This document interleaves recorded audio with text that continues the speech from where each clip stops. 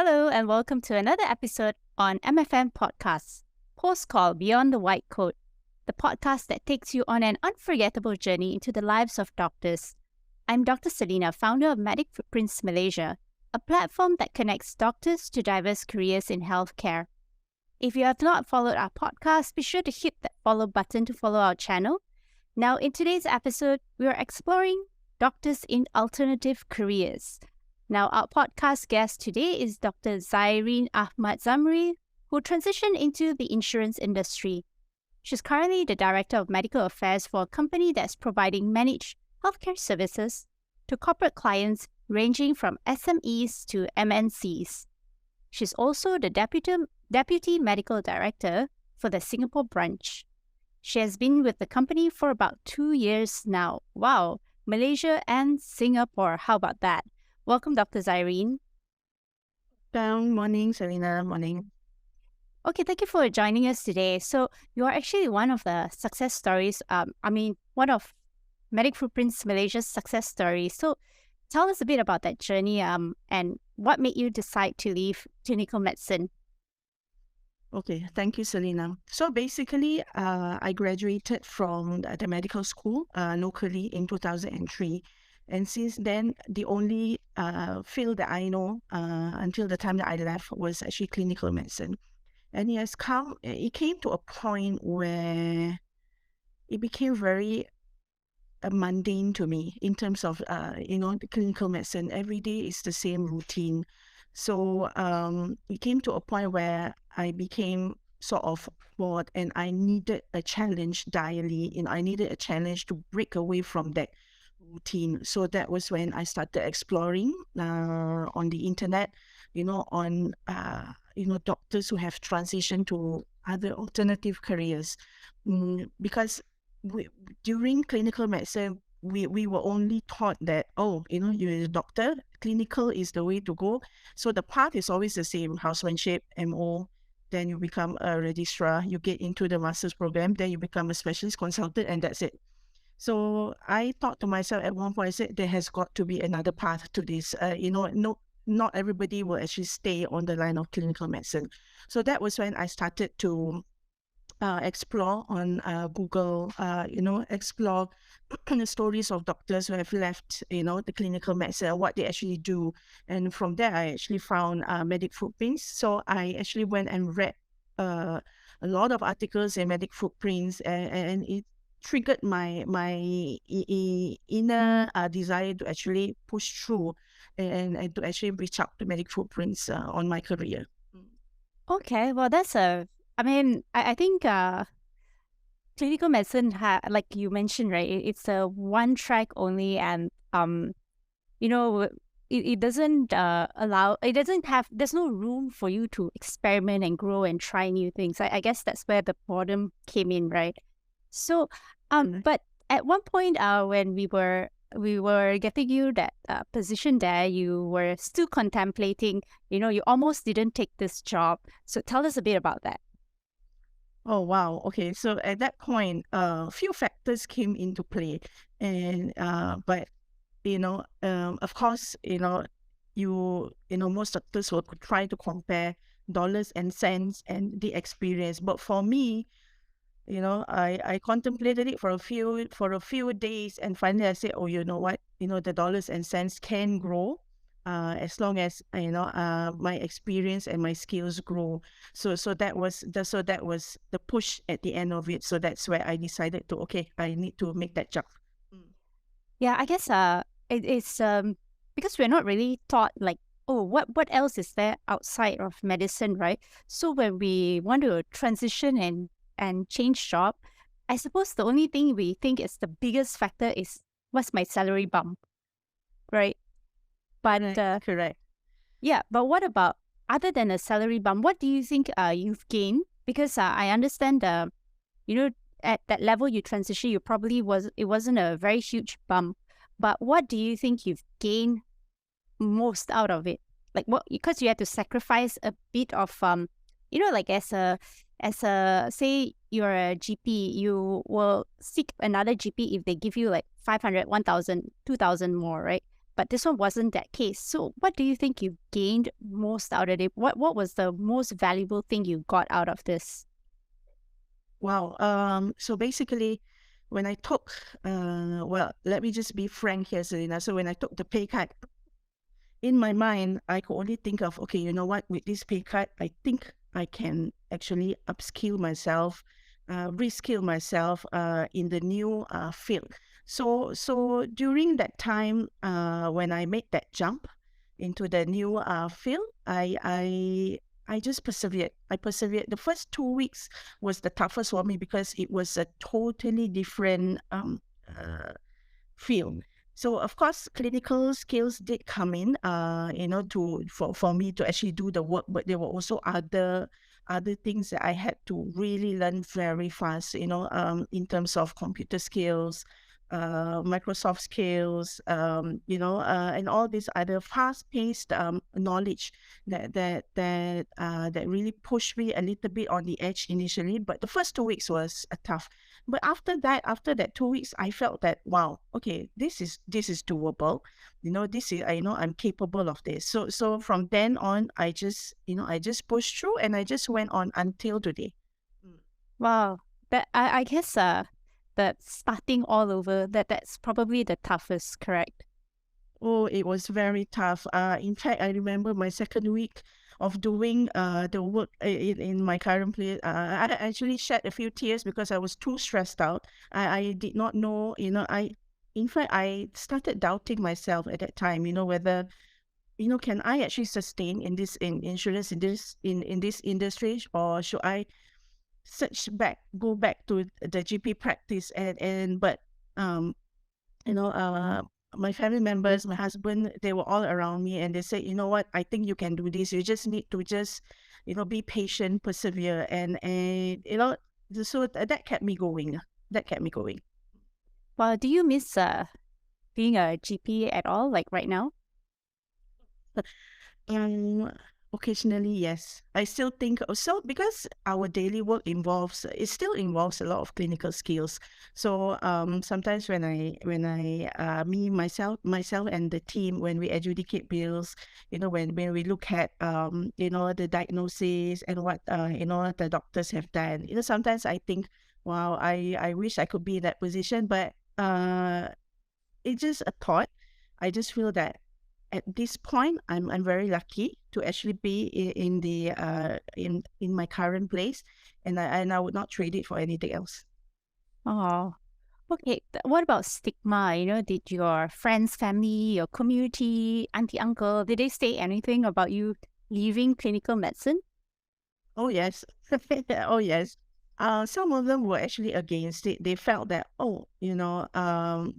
the only way to be a successful doctor to them is to actually stay in that line and see patients until the end lah. But for me, I told them, I said, I think my decision is correct, and I said there are pathways to to be successful in my career other than just being a doctor, the typical way of being a doctor, which is to see patients day in and day out. So it took some time for them to actually buy the idea. One of my biggest, I would say, biggest opponent was actually my father. So he was not agreeable to this, but after a while he actually bought into the idea, and he's okay now. Mm. Oh, I'm happy to hear that things are working out, on even the family and so. So, since then, tell us. I mean, since the last we spoke, like I said, right at while we were getting you that job. So, what has happened since then until today? Okay, so basically, career-wise, I think I have grown tremendously. I am starting to, I'm leading a team of, I would say about at least 20 people and 20 team members under me in two countries, Malaysia and Singapore. So basically, it's about creating a successorship program within the teams. So from there, I have actually learned, and I'm still learning on how to actually manage people under my jurisdiction. So people management is something that I've learned, and it's a skill that I have attained by leaps and bounds. The other thing is that learning on how to deal with the external parties, the doctors, the hospitals, the hospital management. It's not something that is easy, but I feel that it really challenges me to actually be a better person in terms of my communication. I also deal directly with, our clients. So communication via email has also improved by leaps and bounds. Um, in terms of my life, me and my husband, so far everything is good. We've managed to find some degree of work-life balance. Despite being in the corporate world can be very, very hectic. And it's a very fast-paced. Being in this industry itself is a very fast-paced industry. It changes a lot. Policies sometimes change. Demands get higher in terms of healthcare, so this is something that I've learned so far, and it's actually interesting because I'm also learning policies in another country, which is Singapore. So I can basically compare two countries, and which one does not to say which one does better, but basically what I can learn from the other country to be applied to this country. So it has been a very positive path for me so far. So, what is it about your job that you love about most? Wow. Actually, working with the other teams, within the same company, but working with the other teams to learn, because, for me, I do not know everything. Even though I'm a medical doctor, I do not know everything, and I need to learn, and I want to learn.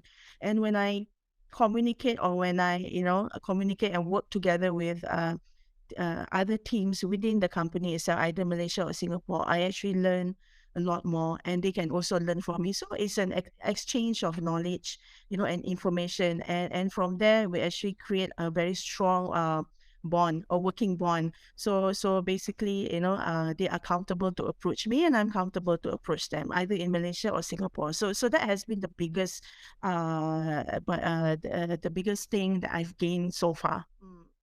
Wow, it seems like you've progressed like very fast and very far. Yes, yes, yes. I agree with you. So, very fast to the point that at one point I thought I could not catch up. But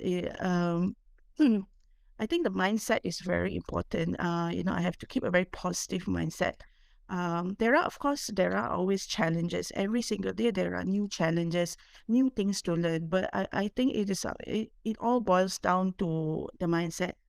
If the mindset is not closed, and if the mindset says that, what, you can do it, just learn, just enjoy the process, just, go through the process, do not have any negative connotations.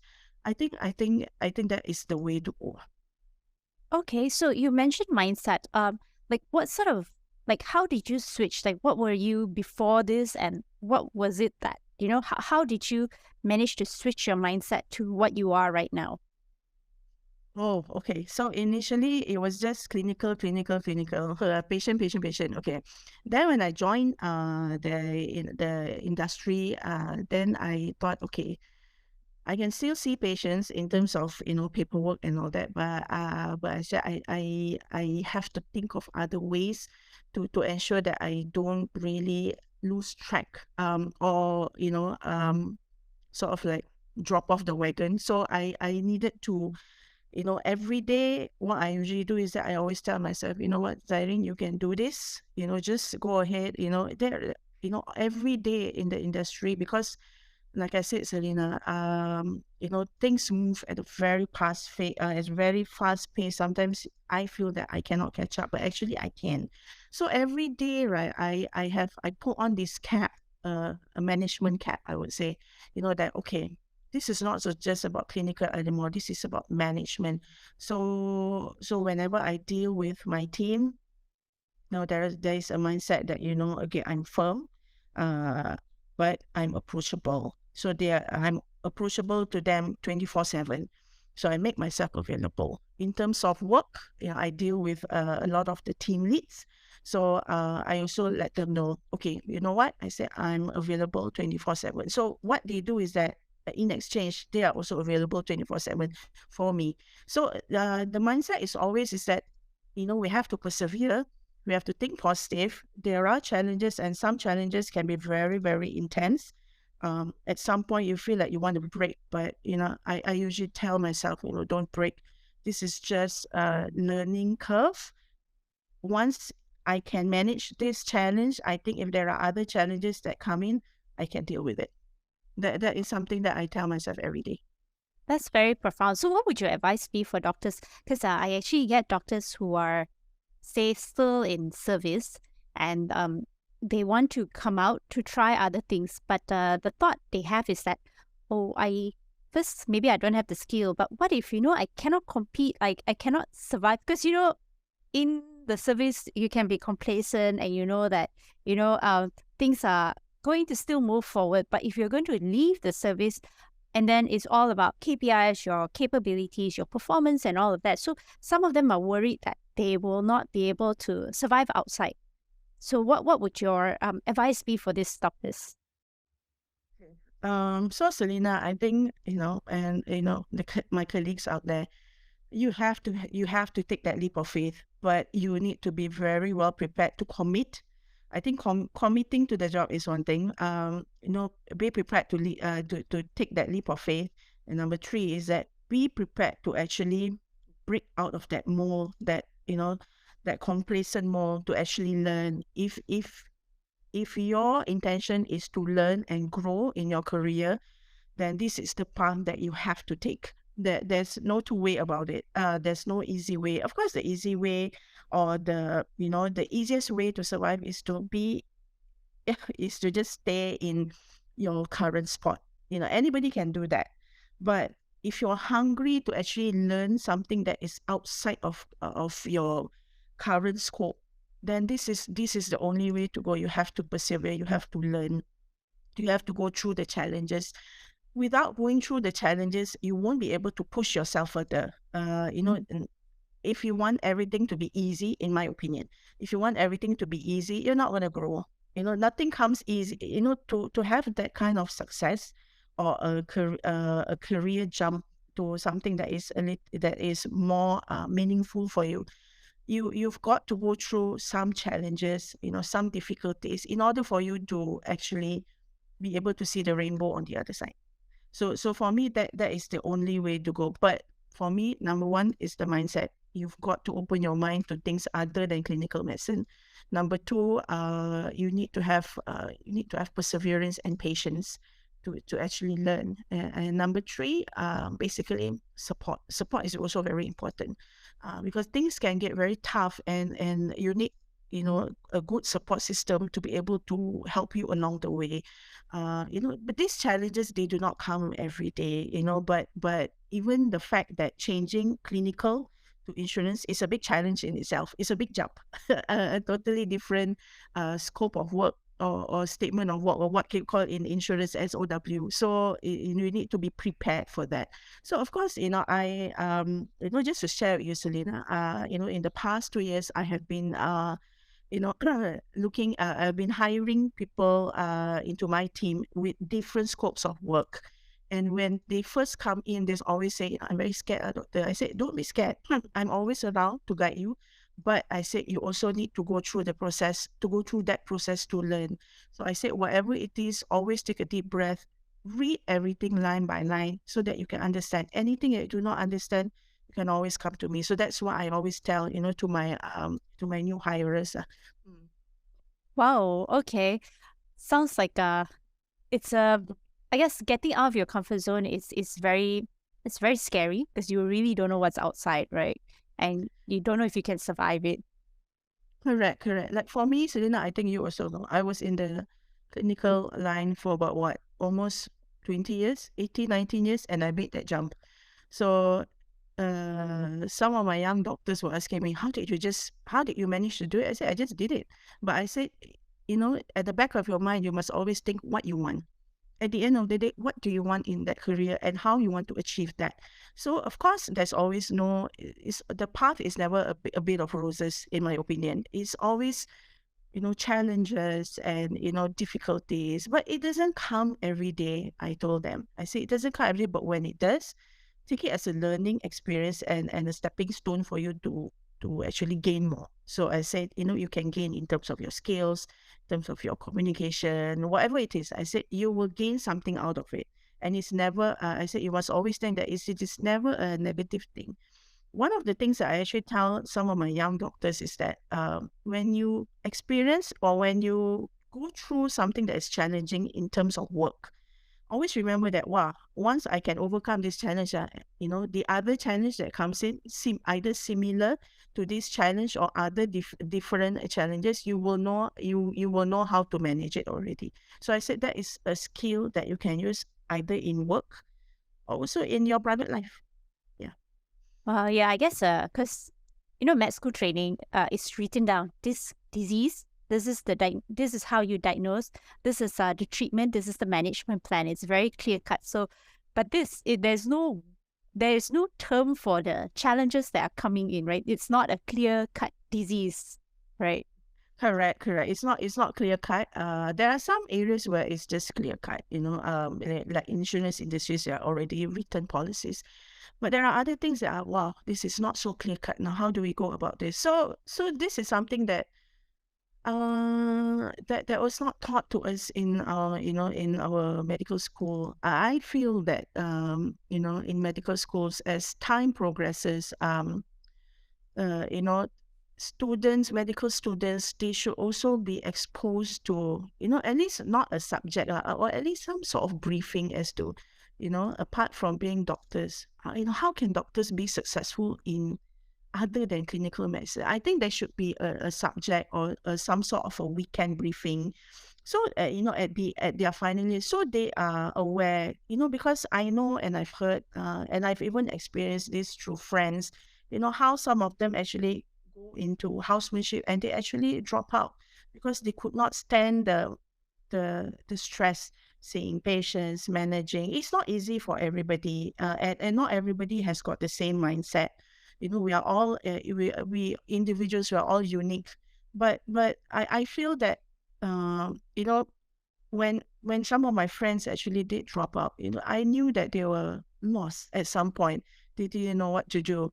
No APC.